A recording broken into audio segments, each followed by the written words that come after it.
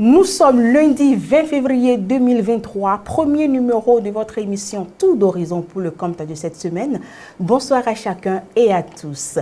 Installation ce vendredi 3 février 2023 par le chef de l'État, Patrice Talon, de la délégation générale au contrôle de l'éthique dans l'enseignement supérieur. Cette délégation va accroître le contrôle dans les universités du Bénin tout en promouvant l'éthique. Les compétences de la délégation générale au contrôle et à l'éthique vont couvrir le secteur public comme le privé du pays. Elle veillera de ce fait aux bonnes mœurs, à la déontologie et à la qualité de l'enseignement supérieur dans les universités.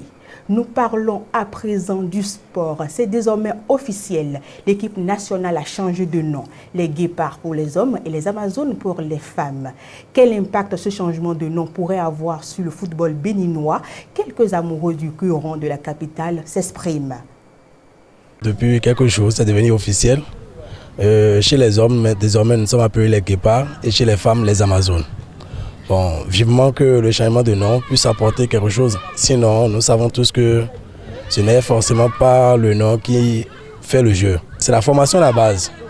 Et nous sommes d'accord aussi que le ministre et la fédération sont de mettre tout en œuvre pour que les enfants de 10 ans jusqu'à 15 ans, 16 ans soient formés pour que désormais, les Guépards et les Amazones deviennent vraiment une équipe forte et compétitive. Donc, espérons vivement que ce changement de nom aussi puisse rayer et apporter un plus au football béninois. Le changement de nom de l'équipe nationale doit être accompagné du changement de certains joueurs. Les membres de la Fédération béninoise de football doivent parcourir tout le Bénin pour détecter de nouveaux talents. C'est seulement à ce prix que le football béninois pourra émerger au plan national et international. Ce n'est pas le nom qui est obligatoirement.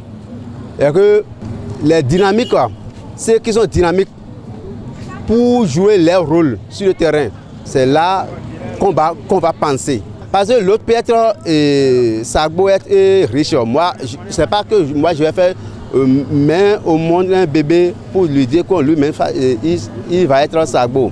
Ce n'est pas la même chose. Il n'a qu'à trouver les gens de carité, de meilleurs. Il faut l'équipe solidaire.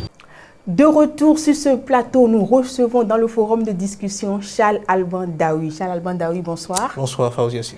Université d'Abomey-Calavi, le transport des étudiants est en souffrance. Oui, évidemment, le transport des étudiants est en souffrance. C'est comme si il y a un malheur qui s'abat sur ce domaine-là depuis quelques années. Parce que quand vous prenez un peu, depuis environ 3 ans, il y a des événements qui amène chaque fois à suspendre le transport des étudiants. Or, c'est une activité qui est capitale pour ceux qui sont inscrits à l'université d'Abomey-Calavi et qui n'ont pas beaucoup de moyens. Vous voyez, ça fait partie des activités qu'on range dans le domaine du social à l'université. En 2020, parce qu'il y avait la Covid, ce transport avait été suspendu parce qu'à l'époque, on se disait il faut éviter les grands mouvements de masse, il faut éviter les contacts, tout ça. On avait compris à l'époque cette suspension-là. Ensuite, quelques mois après, notamment en 2022, rappelez-vous qu'il y avait cette affaire de cherté de la vie, de flambée du prix des produits de première nécessité et également des produits pétroliers. Il s'est fait qu'à l'époque, selon les explications des responsables du coût accès, ils avaient du mal à s'approvisionner en gasoil. Oui. Donc du coup, en mars 2022, il y a eu une nouvelle suspension du transport des étudiants. Encore. Donc, de 2022, on a attendu jusqu'en 2023, récemment, le 25 janvier 2023, pour relancer encore ce service-là. Et là, tenez-vous tranquille, il y a seulement quelques semaines que ça a été lancé, mais quand on prend le mois de février, en l'espace d'une semaine, il y a eu 2 bus qui ont pris feu en pleine circulation. La première fois, c'était avec les étudiants à bord. La deuxième fois, heureusement, il y avait personne. Donc, vous voyez un peu que le transport, vraiment, des étudiants à l'université d'Abomey-Calavi est en souffrance. Et il urge que, quelque chose soit fait. Quand on prend le cas des bus qui ont pris feu, vous voyez, ça peut s'expliquer, parce qu'on se pose la question de savoir, mais quand un matériel roulant ne travaillent plus comme il se doit, parce que là, j'ai évoqué les cas de suspension du transport là. Quand on voit la période pendant laquelle eh bien, ces bus-là sont restés au repos ces 3 dernières années, on peut se rendre compte que eh bien, ces bus ont beaucoup moins roulé. Ou du moins ces bus sont restés beaucoup plus au repos qu'ils ont travaillé. Donc voilà, est-ce qu'il y a le travail qu'il faut, est-ce qu'il y a le suivi qu'il faut autour de ces bus-là? On ne sait pas.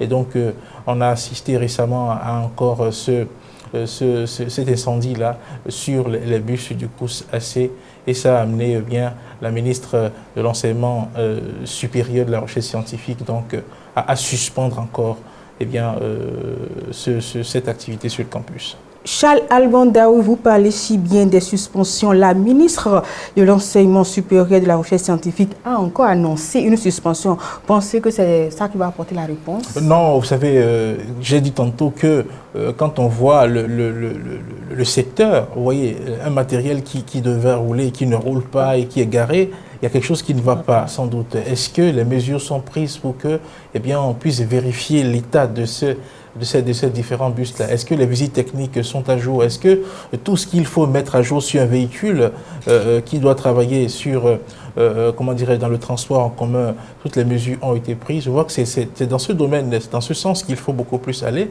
Il faut peut-être profiter de cette suspension, une fois encore prononcée par le ministre de l'Enseignement supérieur, Eleonore Yaïl Ladécan, pour faire ce qu'on doit faire, pour faire les révisions techniques, pour s'assurer que oui, dans le parc automobile de l'Université de Abomey-Calavi, pour les bus qui sont réservés au transport des étudiants, qu'il n'y a pas eh bien, de problème. Parce que, vous voyez, ça fait courir un grand risque. Les étudiants qui sont à bord d'un bus et qui prend feu, vous avez vu l'événement de Dassa, ce que ça a donné, c'est malheureux. Donc, on ne souhaite pas que cela arrive, et je pense que la ministre a bien fait de prendre cette décision, mais qu'il faut aller au-delà de ces décisions. Il faut faire asseoir des techniciens, il faut faire appel à ceux qui connaissent un peu l'automobile pour qu'ils puissent travailler sur ces véhicules pour voir quel est le problème, qu'est-ce qui fait que oui, ces bus-là, à peine mis en circulation, ça n'a même pas fait un mois, parce que je disais que la reprise a été effectuée le 25 janvier et une nouvelle note est sortie le 17 février pour suspendre encore cela. Donc ça n'a même pas fait un mois. Quel problème il y a? Il est temps que eh bien, les autorités du COUS-AC prennent vraiment au sérieux la question, parce qu'il s'agit de la vie eh bien, des étudiants, de la vie des citoyens béninois. Merci à vous, Charles Alban Daoui. C'est moi qui vous remercie.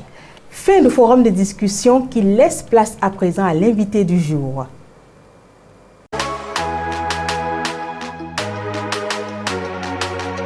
Le prix du transport a augmenté parce que nous avons d'abord l'augmentation du prix de l'essence. L'essence est arrivée jusqu'à 600 francs et nous, par exemple, nous prenons 4 personnes à bord. Ce qui nous fait, quand nous l'avions augmenté de 1200 francs par personne, ce qui nous fait 4800. C'est dans les 4800 que nous allons dépenser le prix de l'essence et aussi le ticket qui est à 500 francs. Il y a tout ça là qu'il faut et c'est ça qui fait que ça a augmenté un peu de prix.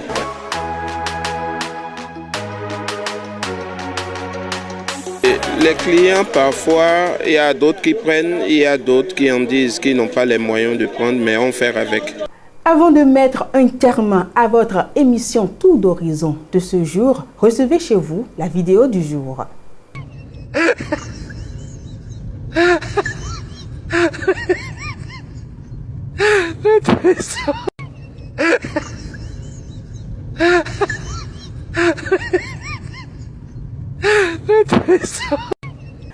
Ne perdez pas votre temps à essayer de changer ce que les autres pensent de vous.